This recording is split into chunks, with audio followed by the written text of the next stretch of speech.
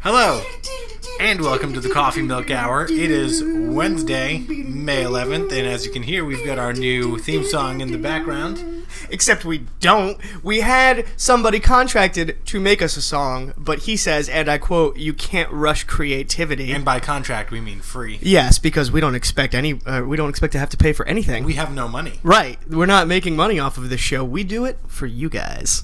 And for ourselves, and for the eventual money. Eventual money. Yeah. So today, we decided to take things a little lighter, and we're going to talk about traveling. You know, you've got a really nice camera here. I do. Are you going to take it with you when you go traveling all around the world, taking pictures of places you've been? I mean, now's the prime time. We're in that age when we need to get out there. I don't know if it's the prime time. I might be reaching the prime time. I might be getting to my prime time. But yes, that will be the camera, because I'm not going to buy another one. I think you might be a little past the prime time, bro. You got to start thinking about settling down now, starting a family. You should have gotten all of your traveling out of the way earlier. I disagree. Just because you settle down doesn't mean that you have to stop living life. Well, settling down is the next step of living life. You've got your family, your kids. In order to support that family, you need your job. You can't just leave your job to go traveling to other countries. You can, because most jobs offer you this thing called paid vacation, which is an ideal time to take any vacation you want, anywhere you want. You can sit at home if you'd like, take it easy, relax, or you can go the next state over, or across country to see family, or to another country. That's your time to do with what you'd like. Are you suggesting that perhaps people our age, or even younger, now that I'm thinking about it, are a little too focused on traveling too young in their life? I think as a culture, especially our generation, I think that travel has been glorified and put on a pedestal, and everybody's told, go travel the world while you're young. And I don't think it's the best advice we were given, and I also don't feel like we're entitled to travel. I feel like it's something that you need to earn, and you need to be prepared to do. Wait, you need to earn the right to experience the planet you live on? No, when you put it that way, it sounds pretty terrible. Yeah. But no, I feel like so there's a couple of things I'd like to get into. Okay, so there's obviously benefits to travel, right? Agreed. Gain perspective, definitely. See historical sites, world knowledge, understand history, world knowledge, experience other cultures, and life experience. See if other cultures do things better than what we do here. They do. Life experience, they do. However, I feel like those are the most important reasons we should travel. And I feel like to fully grasp what you're learning and what the world has to offer, you need to be of a certain maturity so that you don't lose those life lessons because you're simply too young to understand what's going on around you. Do I get to play the other side of the argument this time? You can do whatever you'd like, yeah. This is fantastic. You're an idiot. Oh, that's always a good way to start an argument. I'm going to explain why you're an idiot. Let me just shut off my ears and walk out of the room because you don't know how That's to fine. talk. I don't need you. I just need them. Yeah, I know. Yeah. Okay? That's why I do this. I do this for them, not you. It's always about somebody else. Damn right it is.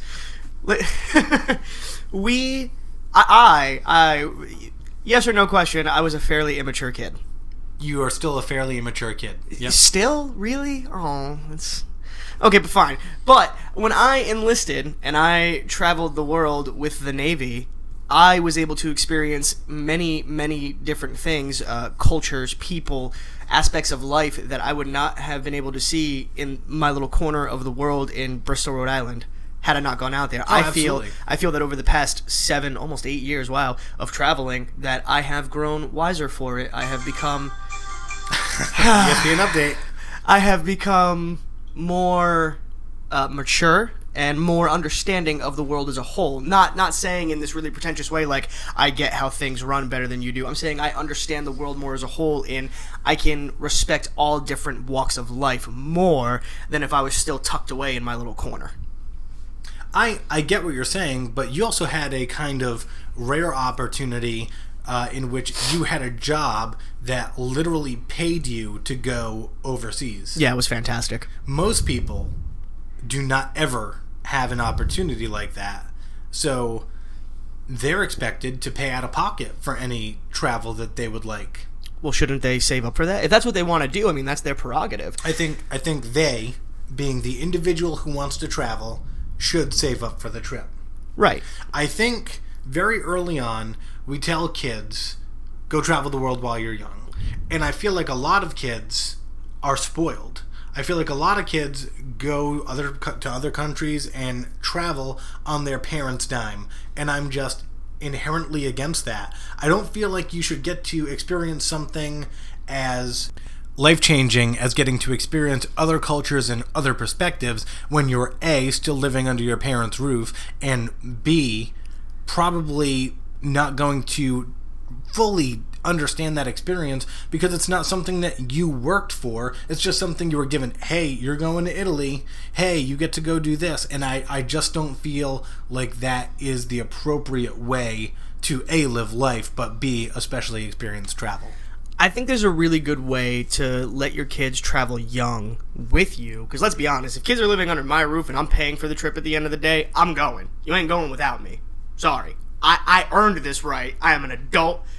I work for this. But there's values that can be taught in doing this for your children. Like, for example, if I have a 16-year-old son and he really wants to go to, like, Spain or Puerto Rico or Africa to check out the pyramids over in Egypt, something like that, I can say, hey, summer's coming up. Get a part-time job, save up your money, and I'll help you and split the difference. Now, at the end of that summer, I'm probably just going to pay for the whole family to go on the trip anyway. But what it does is it allows me to teach him that it's important to work for something that you want. I feel like that when I say that we put travel on a pedestal, I feel like a lot of people in culture, and not everybody, there are people who want to travel for the right reasons, and there are some 16, 17, 18-year-olds that are much more mature and already have a sense of understanding. But I feel like a lot of people want to travel because they just want to go party somewhere else. They want to go stay in a nice hotel, and they want to say, oh, I've been to Italy, I've been to England, I've been to this, and this. Like in a pretentious validation sort of way? Yes, because I feel like, especially in the age of social media and in the age of self-validation, I mean, that's what it really is, people just want to check things off the list. They don't have any interest in mingling with the culture, learning the language. They're like, oh man, I had the best food when I went to Italy. And it's like, really? Did you talk to any of the people there? Did you go to any of the towns out on the outskirts and experience what Italian culture is really like? Or did you just stay in the resort? Did you just stay in the tourist area? Did you actually experience that culture and everything it has to offer? Before you went on that trip, did you learn about their government or their way of life and what their workday looks like and what their traditions are? Did you do any pre-research? Are you invested in the place that you're going to? Or are you really just going because you want a fancy resort experience away from the U.S. and you can say, oh, I went to whatever country and I stayed on an American type resort with mostly English-speaking people, and I had a great time. Look at my Facebook and my Instagram and my Snapchat story over the past 24 hours of me creating all these happy moments. I mean, I get what you're saying. Also, just want to interject right here. If you are planning on traveling, this is completely separate. There are do's and don'ts in every country. We are America. Things we do are a lot different. Even hand gestures can be found as offensive and even sometimes illegal in certain places. Please do your research if you go traveling somewhere. Don't push that stereotype that Americans are assholes that just show up in whatever country they want and do whatever they want. We have enough of that with military people who go there and act a fool, and we just don't need it. But I get what you're saying. I think it varies based on the person. I know I myself, I don't have a lot of pictures from places that I've been because I spent so much time absorbing the culture and absorbing everything around me that I didn't even bring a phone with me half the time. I was just, all right, I need to be back to the ship by this time. Cool, I'm going out and checking things out. I want to see this, and I want to feel it and be in that moment. People who go traveling, let's say they're 16 and their parents pay for a vacation because that's what they want to do. That's fine. You know, that's totally within the family's rights. You've earned that. You work for it. But when you come back and you kind of have this, like, holier-than-thou complex, like, oh, yes, you should have been there. It was absolutely delightful. Like, shut up. But I feel like that's the case so much of the time. Someone comes back from vacation like, oh, look at the 400 pictures I have from this thing I saw. Look how cool it was. Blah. And it's all about, look how great my experience was, as opposed to, this is what I learned. These are the different perspectives. And I know that everyone finds different things that they take away from different experiences. But I think when it comes to travel, if you're looking for just a westernized vacation, especially if you're going somewhere that's not in the Western world, I feel like you're robbing yourself of an experience, and I frankly just don't think you deserve it. I really do, because if you're gonna go stay, and this is really prevalent in the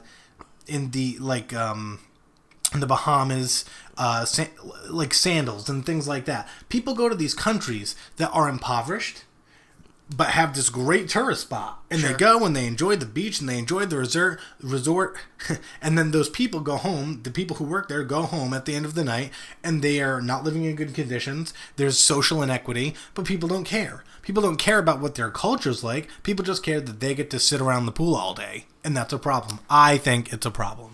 I can agree with that to an extent. Would you at least concede that it is very important for everybody at some point in their life to leave their home, regardless of if they go to a state over or a country over? Would you say it's important for them to go out there and get that experience to bring back, or do they ever have to leave home at all? I don't think anyone actually has to leave home at all. I think you can live a perfectly happy life in one town, and as two people who come from a small town where a lot of people live out their lives in that small town without really ever going anywhere. I'll put them on blast, why don't you? There are, but we're also very lucky. There are places in this world, they exist, where there's really no need to go anywhere.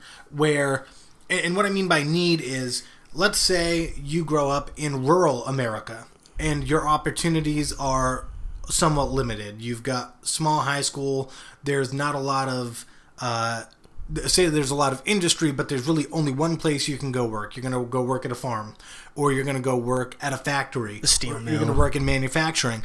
You are not given the opportunity to go work as a lawyer, a psychologist, things that if you want to advance your career and really require the city. Sure. So in that case, yeah, you need to get out of there if you really want to be.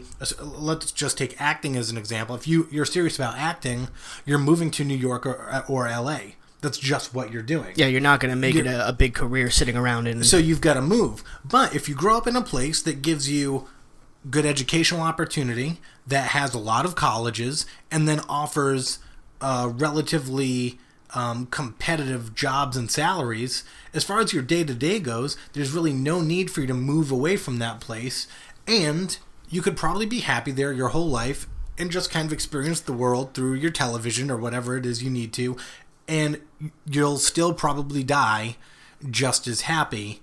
People find happiness in different ways. Some people find it through travel. Other people find it by settling down, having a solid family, and seeing, taking part in the lives of the people around them, and that's their pleasure.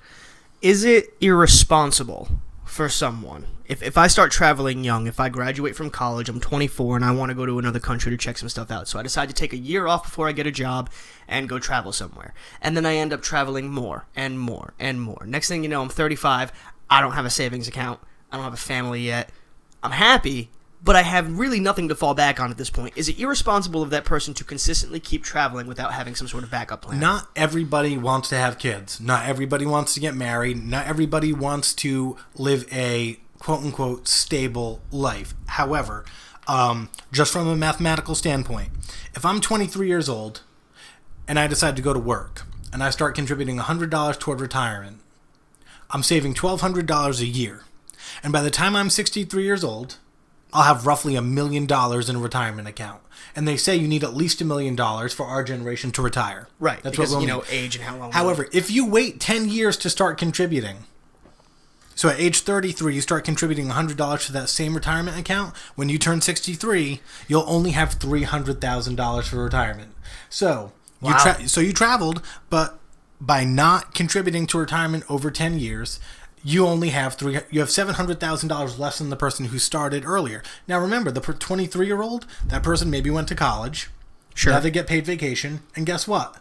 They are saving toward retirement, and they can travel in their mid-20s to late 30s. And at that age, I feel like you've probably got the maturity. You probably have a pretty good understanding of the world. You now have the resources to both be able to save for your retirement and to travel, and you can travel the way you want to travel. So if you want to go backpacking, go backpacking. If you want to stay in a 3 or 4 star hotel, you can afford to do that too. And your parent doesn't need to worry about you as a 17 or 18-year-old going to a foreign country either alone or with a friend and all the dangers that entails. Not that it's inherently less dangerous for someone in their 20s or 30s, but you make better decisions at that age. Yeah, I can agree with that. Usually. So where I'm coming from is travel, especially for Americans, I feel like should be less about being entertained, and I feel like that's kind of what pop culture makes it, and Definitely. more about making it a life learning experience. I feel like people kind of rob themselves of that. And being in the Navy, I hear way too many stories of, hey, ship pulled into port and we hit the bar for 3 days. And it's like, you joined the Navy to travel, and all you saw were foreign drinking establishments. And again, that's not traveling. Hey, a bar in Singapore is a very dynamic place.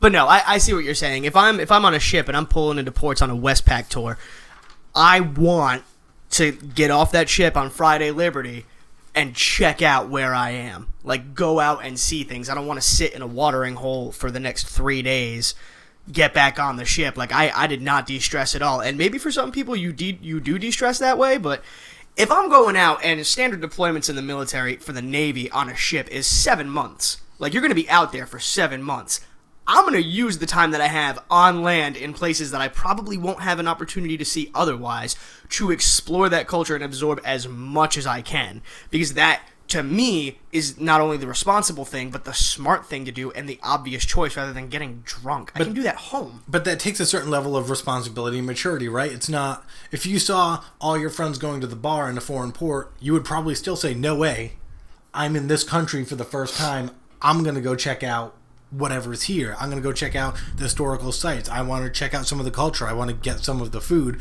rather than I'm going to get wasted.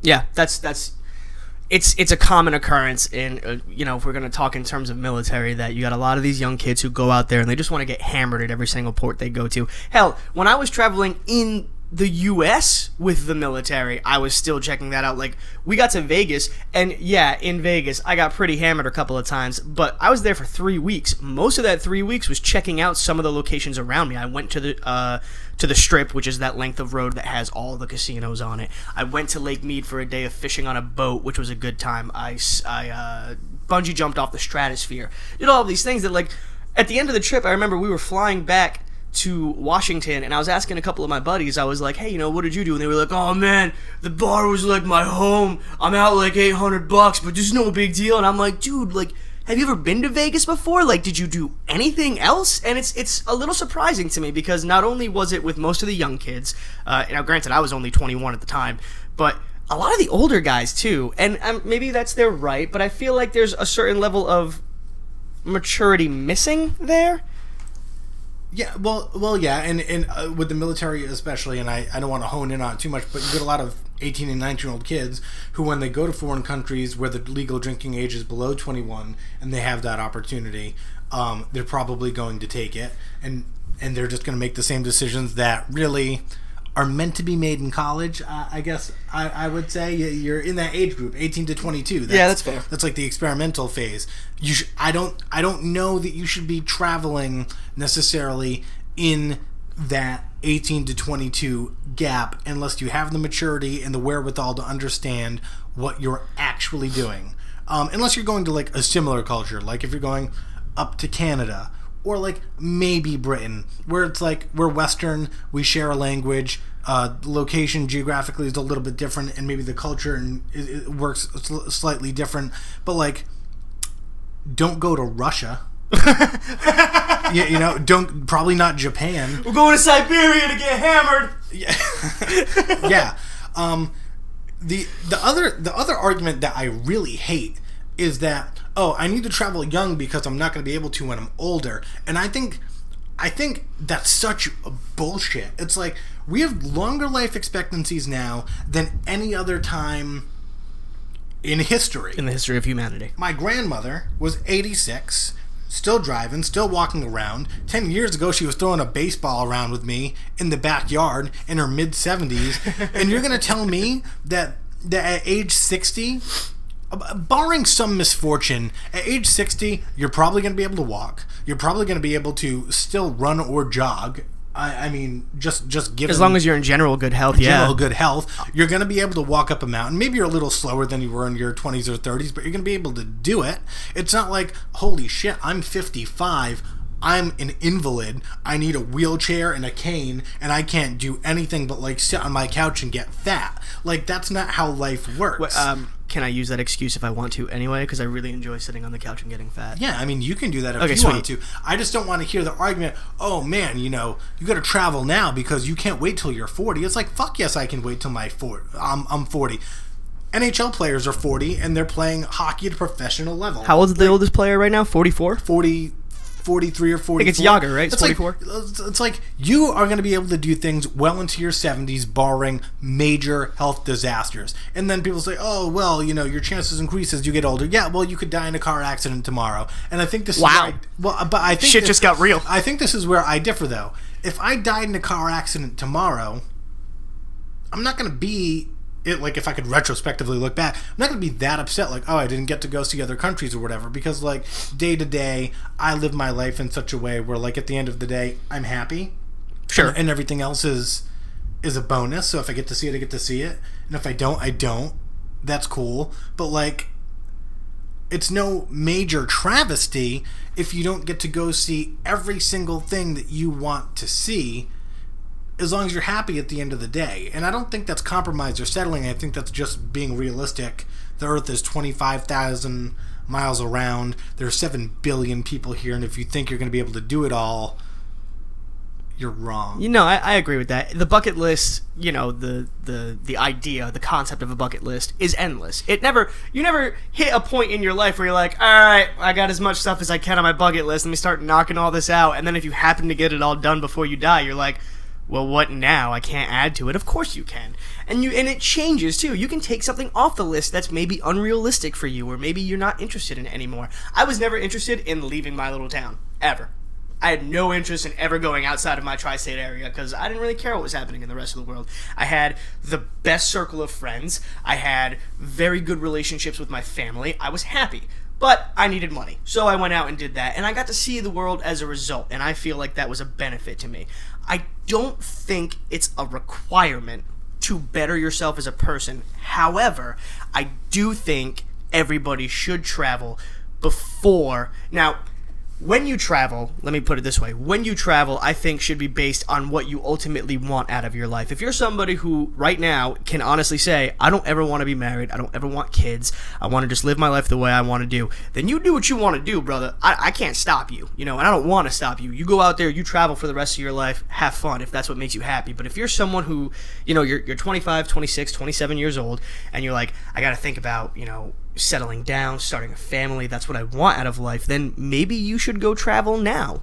If you don't think you'll be able to. If you're in a position where it's like, this is the job I have, this is the job I'm going to have, am I going to be able to afford to bring a family to 4 to Singapore? No. Okay, let's do it now. Let's just go now, just us. And then when I come back, I'll have traveled and seen the... I think it's important for everybody to travel, at least at one point in their life. I feel like there's this essence of wisdom and understanding that comes with it, that when you come back to where you're from, you can bring a little bit of that back with you and contribute to, like, your area and make it better in ways that the outside world does it that you never would have thought of before. I'm not saying that people who don't want to travel are bad people. I just think it's for the benefit of everybody to go out there and see other things. I just don't think... First of all, I think there's a real battle going on philosophically between individualism and community. And I think you see that in our politics, in our lifestyle, in a lot. I think if you're a Republican, you probably lean individualistic. You're probably more about you. If you're... Wow. But generally speaking, you're worried about money, you're worried about your financial standing, you're worried about you. If you're on the left, you're worried about community, you're worried about making everyone's lives better, you're worried about bettering society as a whole. And I feel like that trickles down to, hey, as an individual, I want these experiences. These are mine, I want them. So I'm going to go travel, I'm going to do everything, and I'm going to leave the nest, and I'm never going to come home. And then other people... it's really important to them to be surrounded by loving, caring family and friends, because in life they enjoy and really value the company of others that they're close to. And I feel like a lot of people don't think it's possible, philosophically, to do both. And it's like, you can live in the town you've lived in your whole life, and you can go traveling once or twice a year to foreign countries if your job allows it. And that's the other thing. Just because your job says that you have 2 weeks paid vacation doesn't mean you need to limit yourself to that. If you get to a point in your life where you've worked 10 or 15 years and you've got money in the bank, and it's like, man, I'd really like to travel, I really want to take some time off, and you know you're at least accomplished, and given that the economy is as okay as it is right now, quit your fucking job and go do what you want to do. Like, your career is not everything, and as Americans, we're focused so much on, I gotta work, gotta make the money so that I can continue to make the money, and it's like, really, when you're gonna fit your life in there, quit your fucking job. Quit your job, go do what you want to do. When you're done with it, with your savings or whatever, the money you've put aside and that you've earned, go get another job. But then now that's getting into an argument of, if I'm at like X level of this job and I quit that job to go do like 4 months of traveling, when I come back, if I apply for another job, if I'm applying for a job on the same level with any other type of company like in that field, they're all going to be looking at that resume and go, why did you leave your last job? And I'm just like, well, I felt like bailing and checking out the rest of the world for a little while. It's gonna hurt me a little bit. If I'm the one interviewing you, I totally get it. Okay, yeah, that's you. One out of millions of opportunities. My thing is this: work to live, don't live to work. It's very simple. And I can support that. I can support that statement. But unfortunately, we live in a world where this we live in a country. We live in a country. But this is true for the world, in my opinion, where this piece of currency controls everything we do. Everything. At the end of the day, you always need money. Period, space, blank. There's no refutable argument there. You can't say, well, I can just live off the land. No, you can't. There was a guy who lived off the grid for a while who was just arrested for living off the grid. I believe it was up in New York. It was Maine. Maine, whatever. He lived in Maine for 15 years or something out in the forest. The reason he was arrested was because he was stealing food from people's houses. No, he was not. I mean, he was. Okay, he was. He was really nice about it. It was more... They really got into him because of like some sort of electrical grid thing that he wasn't doing or was doing illegally or something like that. My point is, everything is controlled by somebody above us. And unfortunately, everything is driven by money. So at the end of the day, when you die, on the day you die, that is the only day that you don't need to worry about how much money you have in your pocket tomorrow. Every day preceding that, you kind of need to worry a little bit. Am I going to have money for gas to get to my job? Am I going to have money for food to feed my family or to even feed myself? You know, am I going to be able to pay my bills, my car payment to get to my job? Am I going to be able to, etc., so on and so forth. So don't just quit your job and go traveling.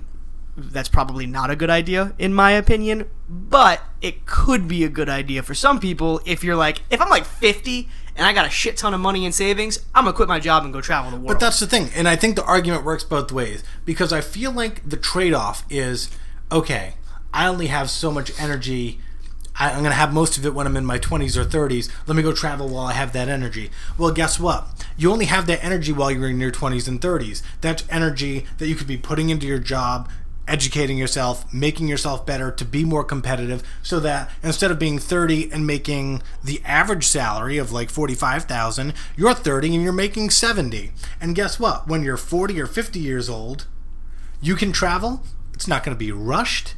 It's not going to be, holy shit, I got to get to this hotel tomorrow and this hotel the next day, and I've got all these limits on what I can travel. You can sit back and be like, I'm going to Europe for a month. I'm going to go to Europe for a month. I'm going to take my time. I'm going to walk around. I'm going to see everything I want to see. I'm basically going to be a resident for a month, and it's going to be fantastic. So you've got the money, you're more comfortable, and you have more time. You don't have to rush through it, and therefore more enjoyable. Final thought as we come into our last minute here.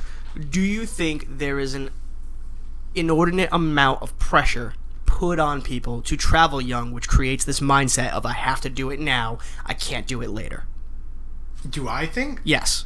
Yes, I think most people are taught from a very young age that it's important to travel while you're young. And if you look up articles, every article out there says travel while you're young, and there's like 2 that say to wait. But the ones that say to wait bring up all the things that are responsible points that, as an adult in this society, are good things to know. That's fair. I would love to hear from you guys and what you think. Do you think you should travel young? Do you think you should travel after you retire? Do you think you should quit your job and travel in the middle? Do you think you should wait until you can actually afford to travel? Well, I mean, you could travel on less than $100. I have a buddy who did it. Traveled the whole country in less than $100 from start to finish. So, yeah. So that's our show. We hope you guys enjoyed listening today. And interesting. We will be back Friday for Freestyle Friday. Until then, I'm Puffy. I'm Jerry. And we'll see you next time. Bye.